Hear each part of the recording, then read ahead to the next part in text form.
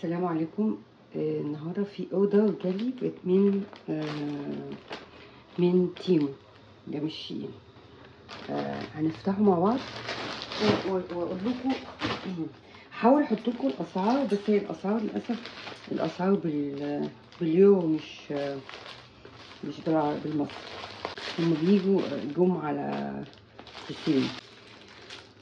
ده اللي هو للحلويات، اللي هو رول البلاستيك.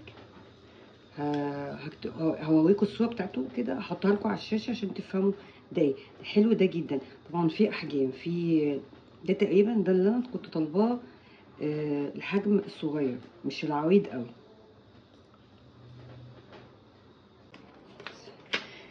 شايفين ده رول اللي هو مثلا عندي مثلا تارت، عندي تشيز كيك اللي هو بيتلف كده ونحط له طبقات، نعمل طبقات تشيز كيك، طبقات من الكيك مع طبقات مختلفة تانية مثلا شوكليت، الكلام ده كله.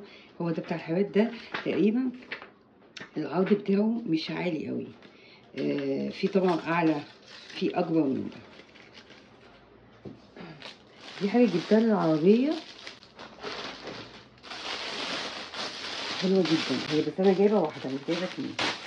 انا قلت لو هي حلوة، يعني هي لو حلوة هجيب منها واحدة تانية. هي ساعات حلوة اوي. دي بتتعلق، شايفين كده؟ هي انا طبعا مش دي بتتعلق كده برضه، هحط لكم الصوره بتاعتها، هي فوق هنا. دي بتتعلق على ال الكرسي. دي للكنبه اللي ورا، بتتعلق على الكرسي كده، على راس الكرسي. ودي جيوب، ده جيب كبير، ده جيب كبير، ده جيوب صغيره. دي مثلا لو عايزه تحطي كوبايات، كوبايه وكوبايه. ودي بتاعت مناديل. ودي كمان جيب كبير.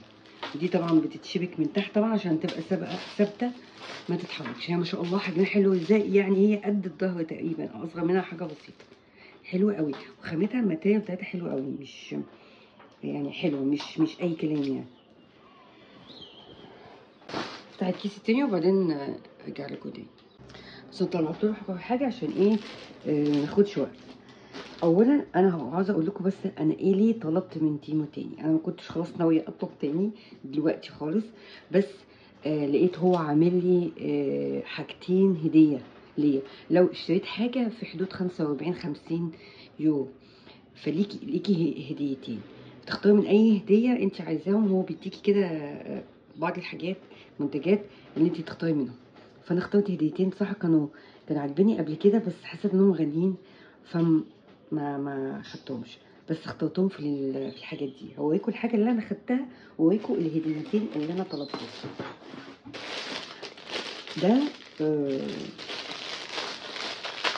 ده مفرش للميكرويف، ليه جايبين كده من الجنب، وتجيب هنا برضو، جيبين هنا من الجنب، تحطوه على الميكرويف كده، بيبقى شكله حلو قوي. بدل ما يبقى يعني ايه، هو طبعا في حاجات كتير، اشكال كتير، بس انا لقيت يعني ده اللون سيمبل بسيط وحاجه بسيطه، ما يبقاش فيها نقشه كتير.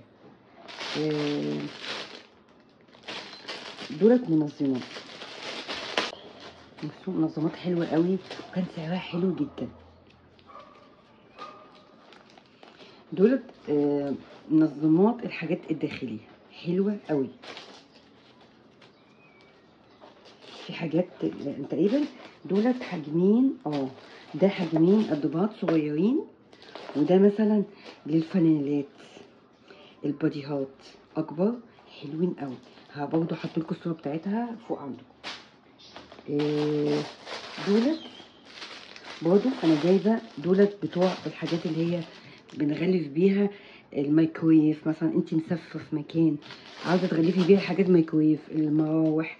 انا كنت برضه نزلت لكم مره في من الفيديوهات، جبت منهم تاني بصراحه لانهم حلوين قوي. دولت ده اللي انا بغطي بيها الاكل. دول كميه كبيره جدا بصراحه. انا كنت جايبه كيسين قبل كده، قعدوا من عندي فتره طويله وما خلصوش، بس خلاص قربوا يخلص. فانا قلت اجيب منهم بقى ايه، ما دام كده هطلب قبل ما يخلصوا. بدل ما اجيب استريتش والف عليه والكلام ده كله، ده حلوين قوي قوي وعمليين جدا. ده عاوزه اقول لكم حاجه، بتاع الاير فراير ده، وزبده بتاع الاير فراير.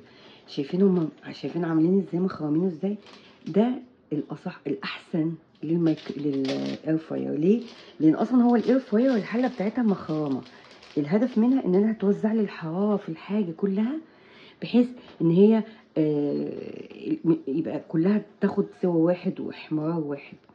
فدي احسن من السيليكون، لان يعني السيليكون لو حطيتيها هتلاقي السيليكون مقفول من كله. هو عايزه تاخدها ايه، زي ما اقول من هي اسمها اير فراير، يعني الحراره متوزعه الهواء بتاخد الحراره توزعه بشكل كده متساوي، بحيث انها تستوي وتتحمر من كل الجوانب. فتبقى مخرمه دي طبعا تبقى احسن، تطلع لي حاجه احسن بكتير، مقرمشه ومستويه كويس، ما يبقاش فوق او فوق وتحت لا. تمام. دي كنت عايزاها بصراحه، هي موجوده هنا، بس موجوده هنا اللي هي شايفين عارفين اللمامه يا جماعه، حلوه جدا اللمامه دي، حلوه قوي. انتوا كنا مستخدمينها زمان ولما زال انا بستخدمها بصراحه، هي حلوه قوي. هي موجوده هنا طبعا في ايطاليا، بس لقيتها على تيمو ارخص كتير.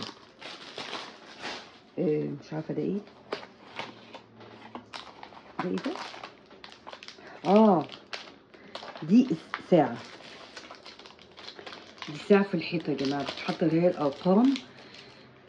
الارقام بتحط كده على الحيطه، ودي تتحط والعقارب بتاعتها كده. انا برضه هحط لكم الصوره بتاعتها، مديني الرسمه بتاعتها هي ازاي تتركب. دي بقى مش عارفه دي ايه. هو حاطط لي هنا عشان تطلع يعني ايه، عشان تطلع الحاجه الدايه مظبوطه والحاجه شكلها مظبوط، بتحطيها الاول وبعد كده تحطي الارقام في المكان الخرم ديت، وتحطي الجزء بتاع العقارب هنا في النص، وبعد ما تظبطي الدنيا على نفس المقاسات دي بتشيلي الورق او بتقطعيها كده، بحيث او تعلمي، يعني ممكن نعلم بقلم رصاص ونعلم الدايره اللي هنا، وبعد كده اشيل الورقه واحط، بحيث ان تبقى طبعا الشكل منتظم. حلو قوي، عجبتني قوي. طبعا فيها سيلفر، فيها الوان ملون، بس طبعا انا الذهبي عجبني. بصوا هو لونه في الحقيقه مش واو، بس طبعا على حسب لون الحيطه برضه هيفرق.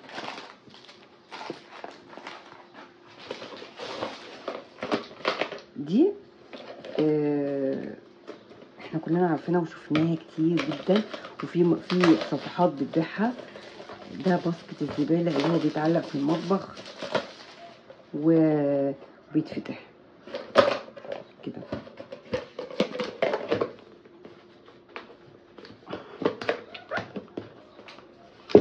بيتفتح كده يا جماعه، هو ده بيتعلق في المطبخ. ده طبعا تقريبا ديت اللي بتعلق هنا وتتحط، دي تحطيها في ضلفه المطبخ.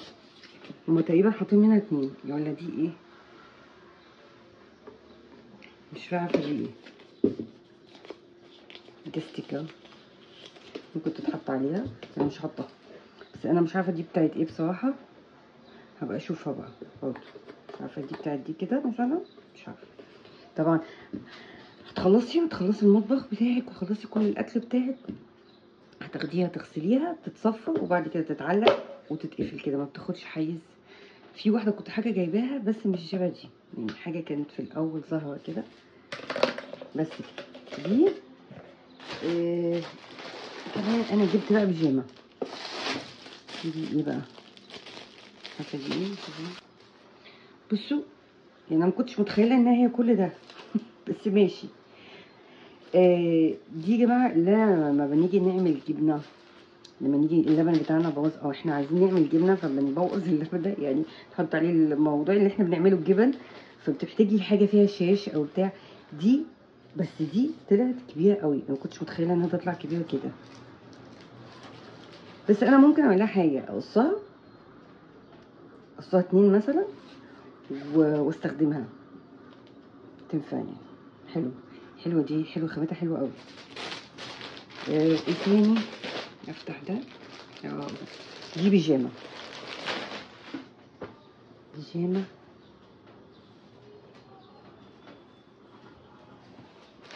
ما شاء الله، حلوه. دي بيجامه، بس بصوا الماتيريال بتاعتها انا كنت متخيله انها جل، بس هو مش جل، هو بصوا خريفي، يعني تنفع خريفي، بس هي من جوه ساقعه كده شويه، من بره خامتها زي القطيفه بس خفيف قوي. دي بيجامه سيمبل جدا، مفيهاش اي حاجه. البنطلون بتاعها من تحت عامل كده، سيمبل قوي قوي، يعني مفيهوش حاجه، جميله جدا. دوت الحاجه اللي انا كنت جايباها تقريبا حاجه و40. الهديه بقى اللي انا طلبتها، مادام حاطين حاجه زي كده في فيلم، يبقى اتاكدوا ان الحاجه دي هتتكسر، لازم يحفظوها الحاجات. شايفين المج ده؟ المج دي حلوه قوي، عجبني قوي. كان في اشكال كتير، في تفاح وفي تقريبا مش عارفه في ايه تاني، بس ده عجبني اشيك بدي. والخامه بتاعته ما شاء الله، الكوشه الخامه بتاعته حلوه قد ايه، جميله جدا، تقيله كده وحلوه. شايفين؟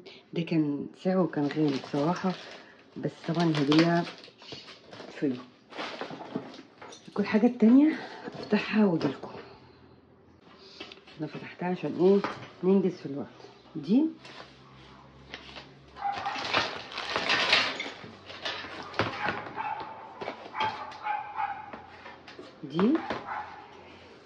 ستاند لاي حاجه بقى عندك، ستاند. هي بتعمل كده يا جماعه، معرفش ايه بالظبط، انا هعملها كده وايه هظبطها واوريها لكم عشان ما اضيعش الوقت. بس يا جماعه انا ركبت اهو، دولت بيبقوا تحت كده عشان يثبتوا في الرخامه بتاع او الخشب اهو، حتى مسكت عندي في الخشب وبس. دي كده ودي، سواء هو في ناحيه كده ايه، بس كده دي بتلف كده، طبعا عشان هنا مش ثابته فبتتهز، مش ثابته عشان على القماش. ودي فوق واحده هنا كده، هي كبيره يعني، هي طويله، المسافه بتاعتها طويله، رغم ان انا طالبه الصغيره. انا في تلات ادوار، لكن دي دورين بس. حلو جدا، نحطها على الرخام ونحط التوابل، نحط الزيت، نحط اي حاجه، حتى عاملين مسافه كبيره عشان مثلا لو في ازازه زيت كبيره ولا حاجه تيجي معانا في شايفين هي بتميل زي ما بقولت لكم، عشان هي مش ثابته كويس على القماش. بس كده، هي دي الهديتين. حلوه الماتيريال بتاعت ده ألمونيا مش ستيل، بس الخامه بتاعته حلو. متعرفش بقى هل هو هيقشر معايا مش هيقشر، مش عارفه، عشان كده يعني احنا لازم نحافظ بقدر الامكان عليها، ما نسيبش الحاجه كده فتره طويله، لازم كل فتره نمسحها كده بشويه ميه وخل، ميه دافيه وخل كده، حتى يوميا، عشان لو في اي حاجه تطلع معايا على طول نحافظ عليها. بس كده، اشوفكم ان شاء الله في فيديو مشتريات تاني. سلام عليكم.